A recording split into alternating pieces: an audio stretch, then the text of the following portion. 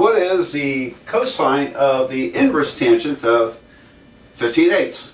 Okay, believe it or not, this is not an uncommon problem in calculus. This is a result of doing a process called integration in calculus, where you end up with some trigonometry functions, and so it's not unusual to have to calculate something like this in calculus. Now, my aim is not to do it on a calculator, but to do it exactly, and that's how you want to learn this.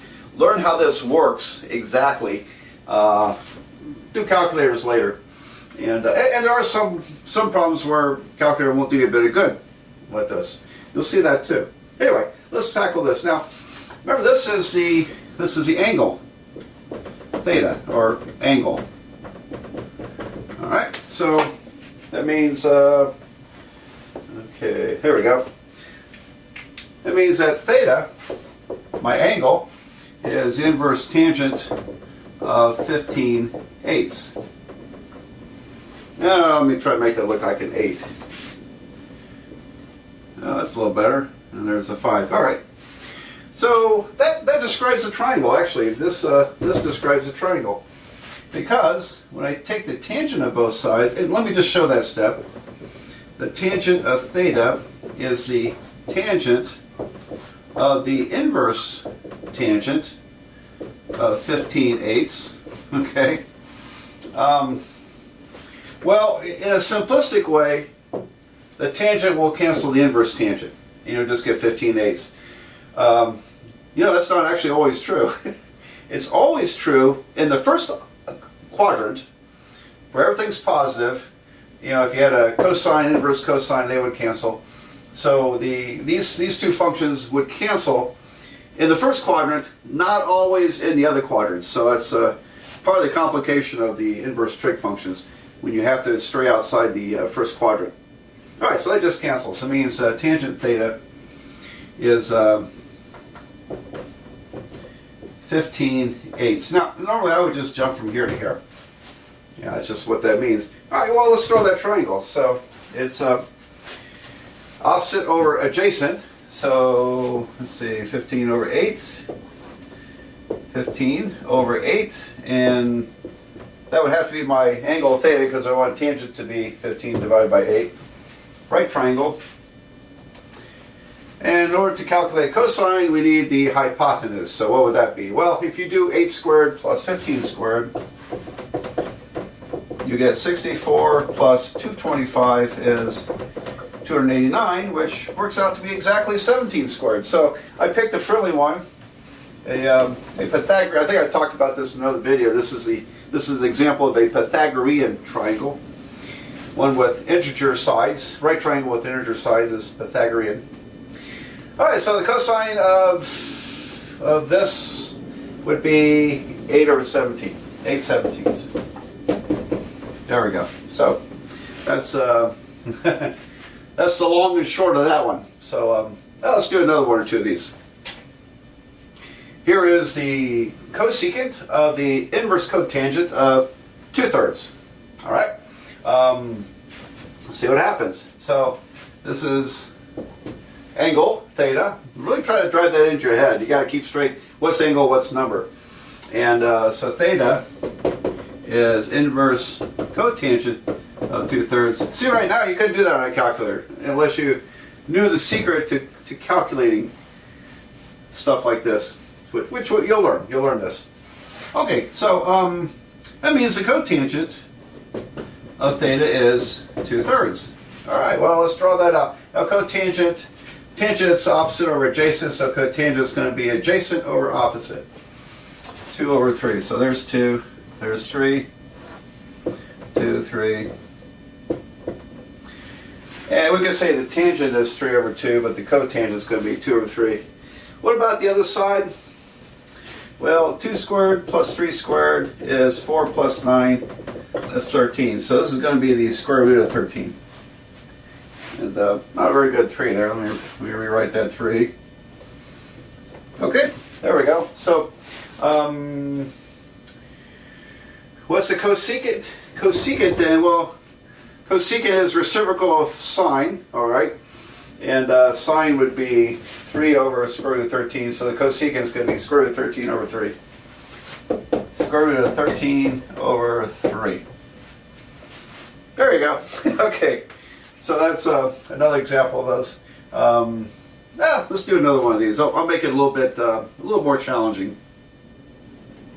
Here's a little more of a compound problem here. I have the sine of the inverse secant of 17/8 plus cotangent of the inverse cosine of 5/13. All right.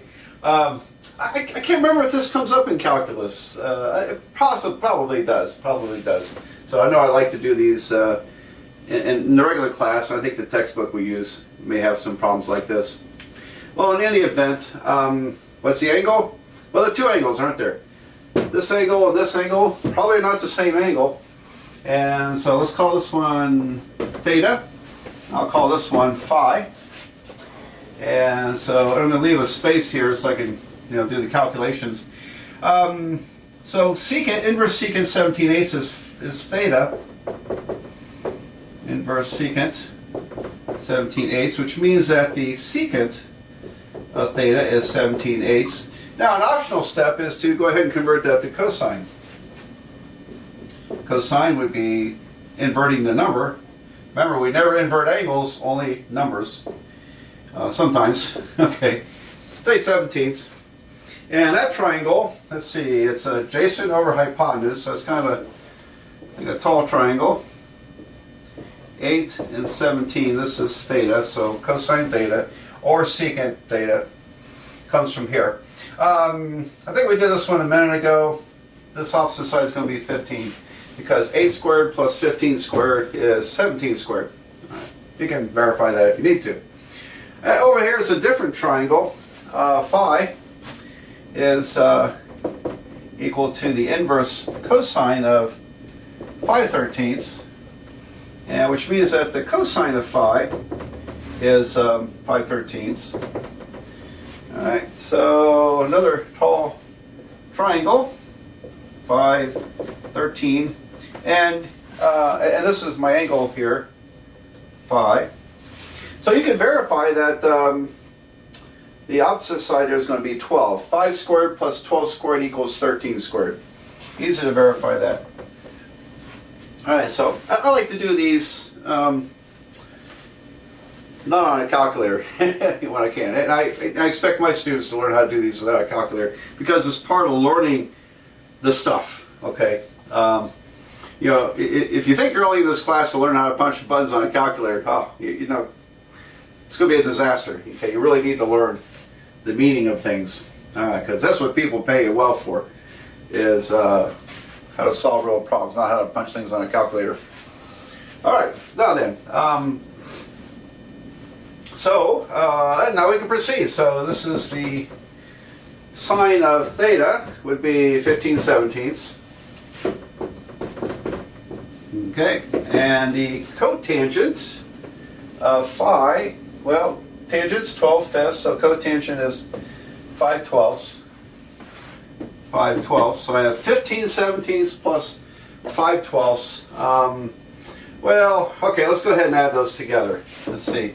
So my common denominator is going to be 12 times 17. What is 12 times 17? 204, I believe. 204. Okay, and I have 12 times 15 up here, plus 5 times 17 there. So this is going to be 180 plus 85 over 204. So if I haven't screwed up anything, we end up with 265 over 204. And I doubt that reduces.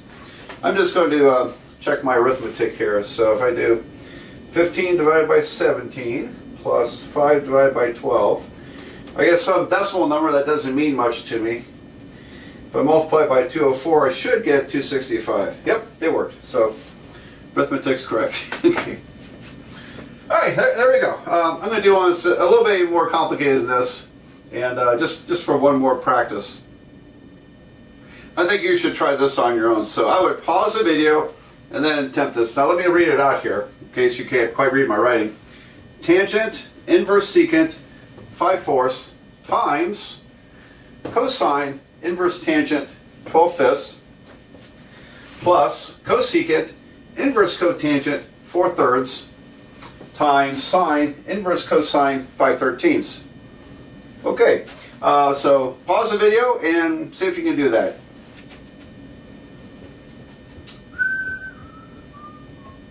Got it done? Okay, well, let's see what we got here. Now then, it turns out I rigged this problem, but we'll have to verify it. But I rigged it so that these come from the same triangle and these come from the same triangle. So the inverse secant of 5/4. So that describes a triangle where the cosine is adjacent over hypotenuse, secant is hypotenuse over adjacent. So let's say there's angle theta, and so secant of theta is 5/4, and that means the opposite side is 3 because it's a 3, 4, 5 triangle. So did I get that right? Secant of theta would be 5/4, cosine would be 4/5. All right, that looks like that triangle. And does it work over here? Because we have 4 and 3 appearing. Well, cotangent is opposite of, reciprocal of tangent, so it's going to be adjacent over hypotenuse.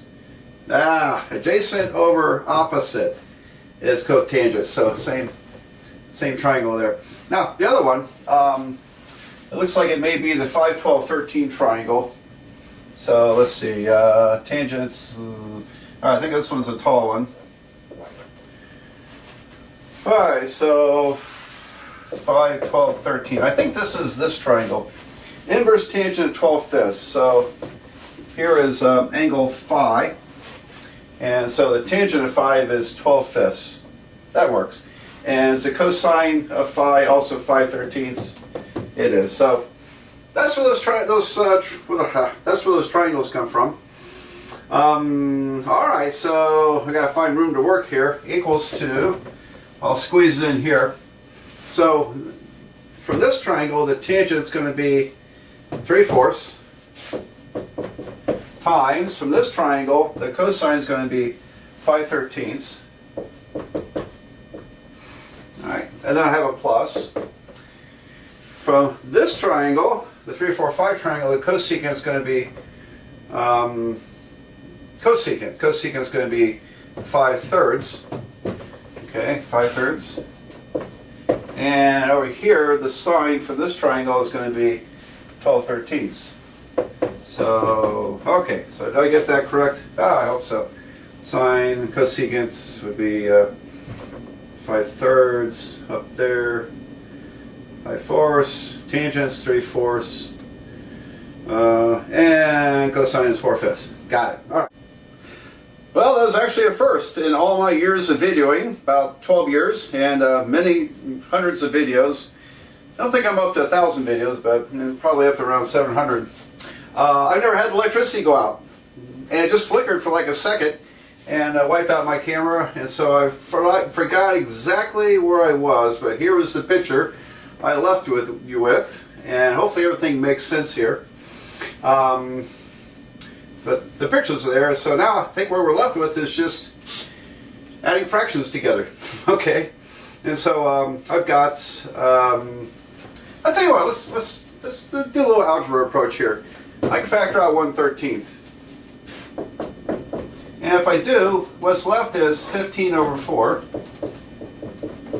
plus 60/3, and well, that's nice. 60/3 is 20.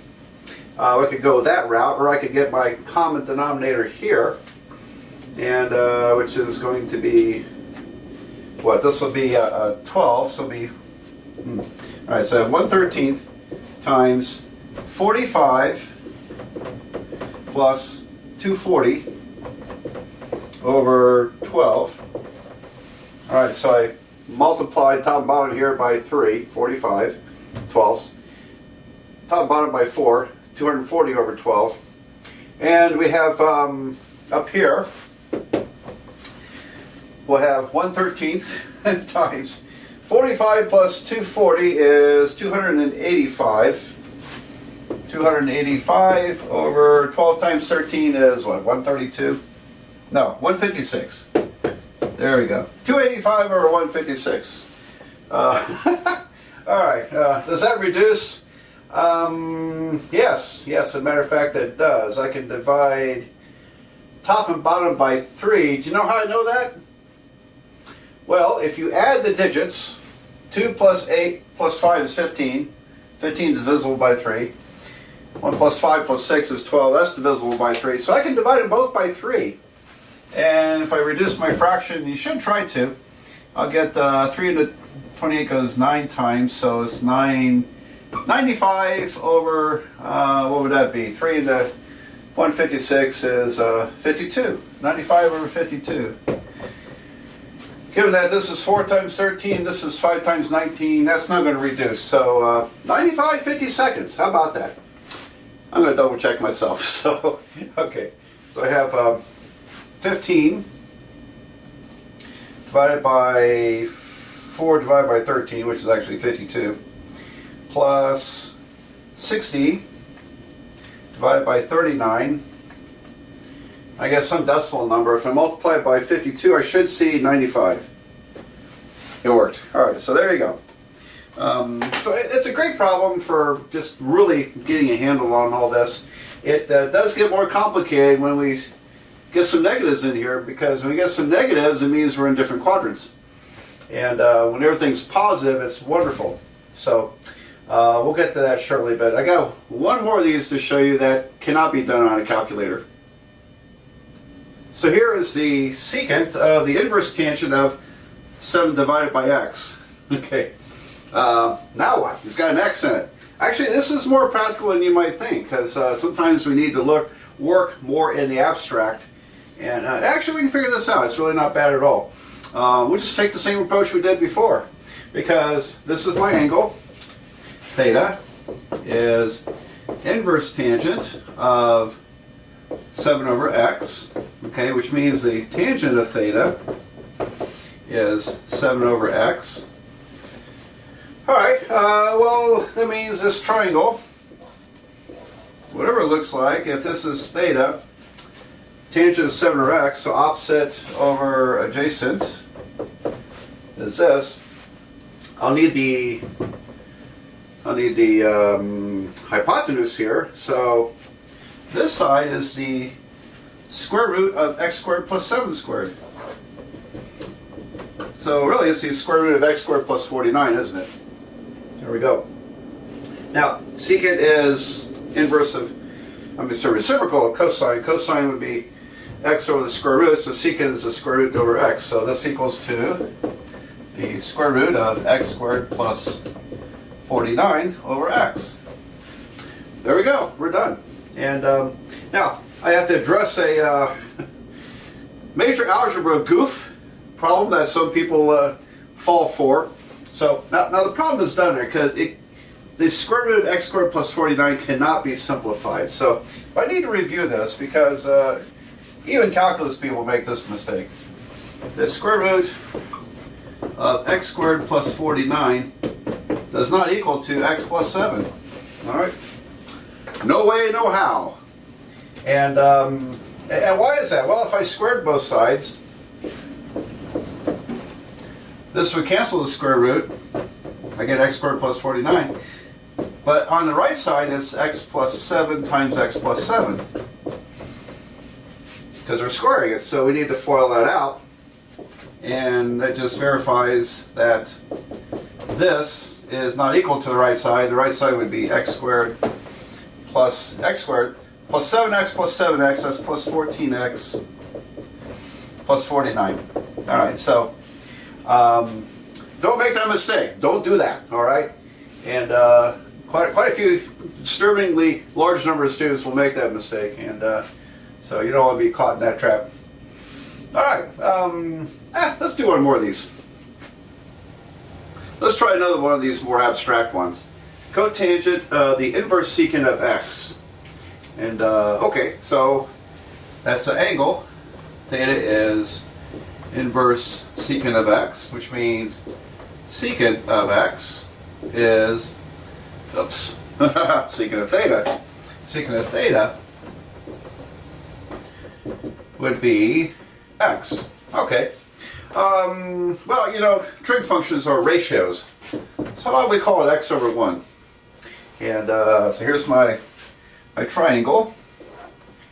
And we could convert it to cosine, or just think, well, by now you're probably getting pretty good at this. Secant is reciprocal of cosine. So instead of being, let's see, x over, well, instead of being adjacent over hypotenuse, it's hypotenuse over adjacent. So hypotenuse is x, and the adjacent side is 1. Which makes what's the other side?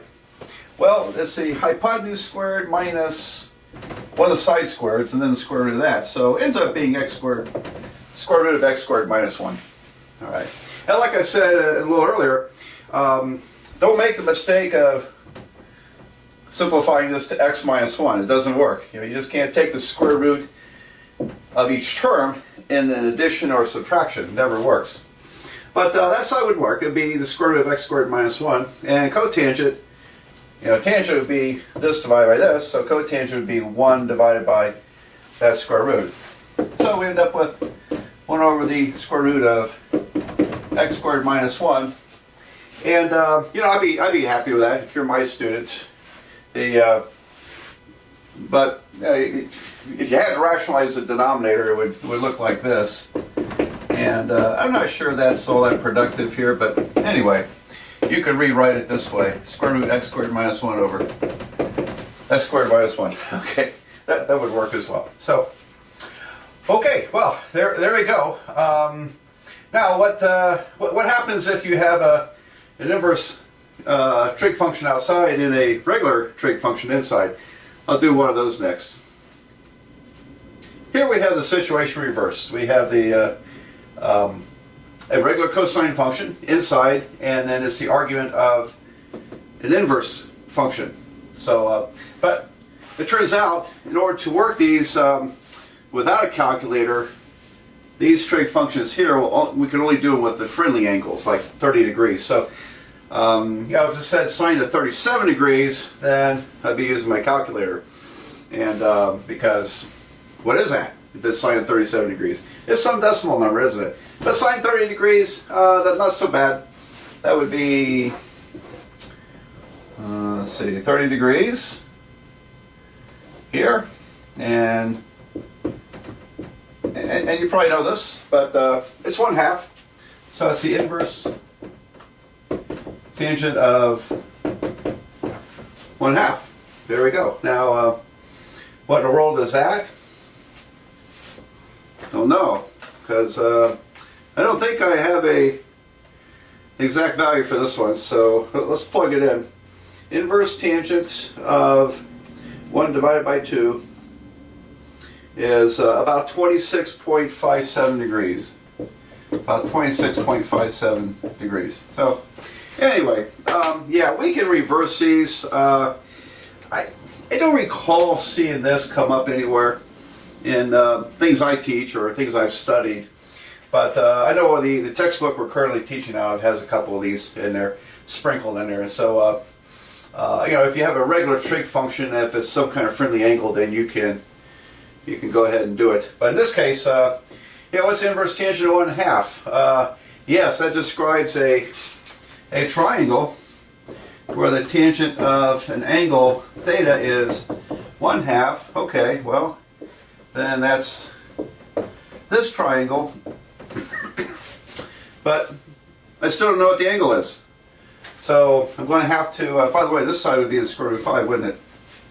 Alright, so in order to get the angle, I'm still going to have to use a calculator. So these, I don't think, are terribly interesting. They're really just calculator problems.